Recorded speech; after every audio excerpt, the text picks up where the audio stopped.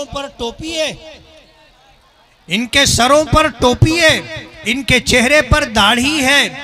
आज इस्लामी लिबास इनके चेहरों पर है। ऐसे शख्स को नरेंद्र मोदी ने कहा था कि इनको लिबास देख करके पहचानो। आप समझ रहे हो पूरे मुल्क के लोगों को मोदी ने क्या मैसेज दिया था। आज वही मैसेज तेजस्वी यादव दे रहा है। बैरिस्टर असदुद्दीन ओवैसी जिनके सर पर टोपी है और जिनकी टोपी के ऊपर सरकार दो आलम सल्लल्लाहु अलैहि वसल्लम के नालैन मुबारकैन का अक्स है कि तुमने चाहा ही नहीं हालात बदल सकते थे, मेरे आंसू तेरी आंखों से निकल सकते थे, 2 कदम साथ मेरे चल के तो देखा होता, खुद ब खुद तेरे ख्यालात बदल सकते थे। तुम तो ठहरे ही रहे झील के पानी की तरह, दरिया होते तो बहुत दूर निकल सकते।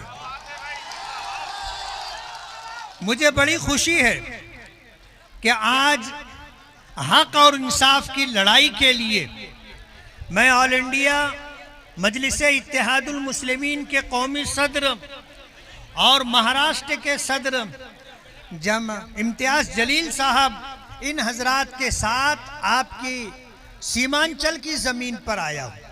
मैं महाराष्ट्र से ताल्लुक़ रखता हूँ, एक मस्जिद में, जामे मस्जिद में इमामत करता हूँ, शहर की ईदगाह का इमाम हूँ, मैं एक दारुल उलूम में पढ़ाता हूँ। मजलिस के ज़िम्मेदारान ने मेरे ऊपर एतमाद किया, भरोसा किया और उनकी उम्मीदों पर खरा उतरने के लिए मैंने पूरी मेहनत की कोशिश की।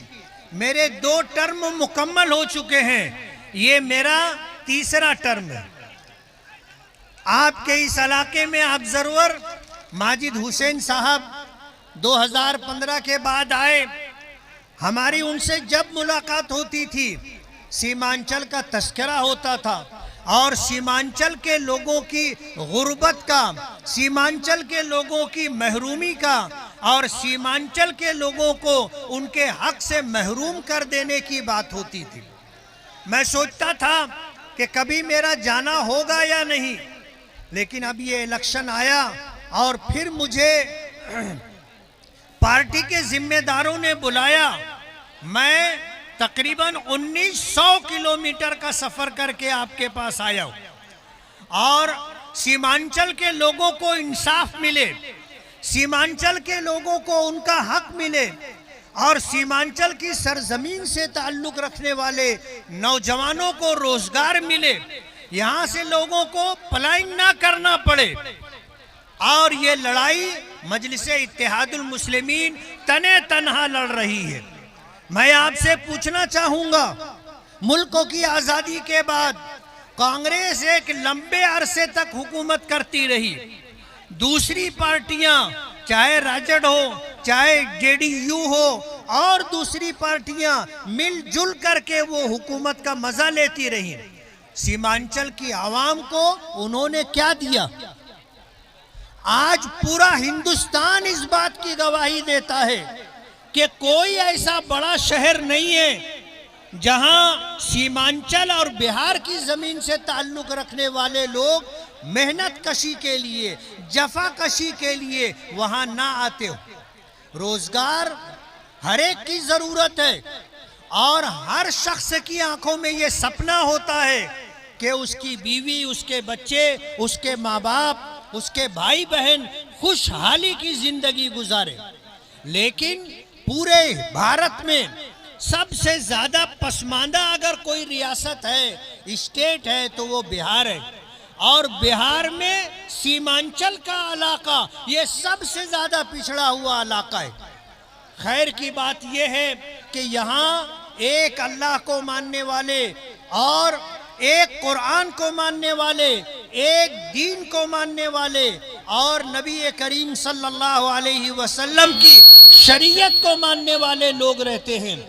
आज इनके सरों पर टोपी है, इनके सरों पर टोपी है, इनके चेहरे पर दाढ़ी है। आज इस्लामी लिबास इनके चेहरों पर है। ऐसे शख्स को नरेंद्र मोदी ने कहा था कि इनको लिबास देख करके पहचानो। आप समझ रहे हो पूरे मुल्क के लोगों को मोदी ने क्या मैसेज दिया था। आज वही मैसेज तेजस्वी यादव दे रहा है।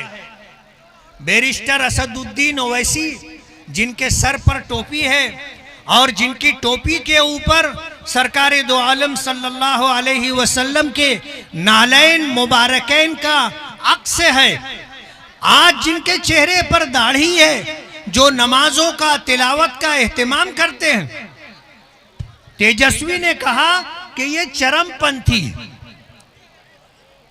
ये सिर्फ एक जात एक शख्सियत की बात नहीं है, उनके दिल की बात उन्होंने बताई कि जिसके सर पर टोपी हो, जिसके चेहरे पर दाढ़ी हो, जिसका मस्जिद से ताल्लुक हो, जो अपने बच्चों को दीनदार बनाने के लिए मदरसों से जोड़कर रखता हो, वो जो अपने बच्चों को हाफिज कुरान बनाए, आलिम दीन बनाए, जिनके घर की माओ बहनों के सर पर दुपट्टा हो, ओढ़नी हो, पल्लो हो, जो हिजाब में और बुरके में जिंदगी गुजारते हो, ये सब दहशतगर्द हैं, ये सब चरमपंथी हैं।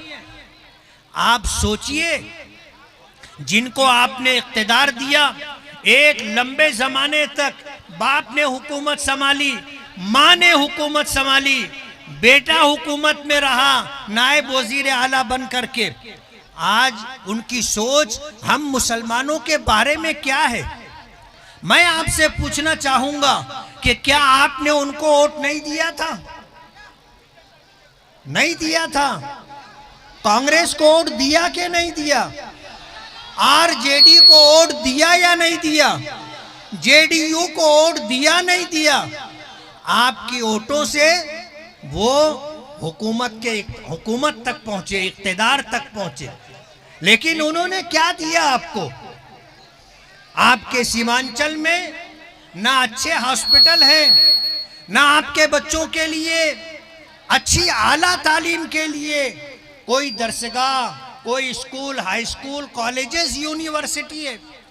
आपके बच्चों की, आपके घर की माओ बहनों के इलाज और मुआवजे के लिए क्या उन्होंने हॉस्पिटल आपको दिया?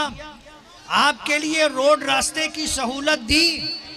नदी पार करने के लिए आपको पुल बना करके दिया? आज एक दीवाना हैदराबाद से उठ करके आया है और आपको इंसाफ मिले, आपको हक मिले, उसकी लड़ाई लड़ रहा है। आपका फर्ज बनता है कि इस लड़ाई में कांधे से कांधा मिला करके, कदम से कदम मिला करके आपको साथ देना होगा। आने वाला 11 नवंबर सीमांचल की तारीख बदल सकता है। अगर आप वोट देने के लिए पैसा ना देखें, वोट देने के लिए आप अपनी भलाई, अपने घर वालों की, खानदान की, अपने बच्चों के रोशन मुस्तकबिल को देखें, सोच समझ करके फैसला करें। जो हमारे लिए लड़ेगा, जो हमारे लिए खड़ा रहेगा, जो हमें इंसाफ दिलाएगा, जो हमें हमारा हक दिलाएगा, वही हमारी वोट का हकदार भी होगा। आपको ये लड़ाई लड़नी है और मजलिसे इत्तेहादुल मुस्लिमीन के उम्मीदवार को आपको पतंग छाप निशानी पर बटन दबा करके कामयाब करना है। और इंशाअल्लाह 14 नवंबर का वो दिन होगा कि आपको सीमांचल की तारीख बदलती हुई नजर आएगी। मैं इज़हार असफी साहब का, जिन्होंने पार्टी छोड़ दी थी लेकिन सीमांचल की आवाम के लिए वापस आए, उन्होंने दोनों पार्टियों के रवैये को देखा, समझा, आपकी भलाई के लिए वापस आए। मैं उनका इस्तेकबाल करता हूँ। मैं जमीयत उलमाए हिंद की वर्किंग कमेटी का मेंबर हूँ, जमीयत उलमाए महाराष्ट्र की वर्किंग कमेटी का मेंबर हूँ, मैं जमीयत उलमाए मालेगांव का सदर हूँ। मैं उन इज़हार असफी साहब का इस्तेकबाल करता हूँ। मैं दिल की गहराइयों से उनका शुक्रगुजार हूँ। आज उनके दोनों साहबजादगान आज इस वक्त हमारे साथ स्टेज पर मौजूद है।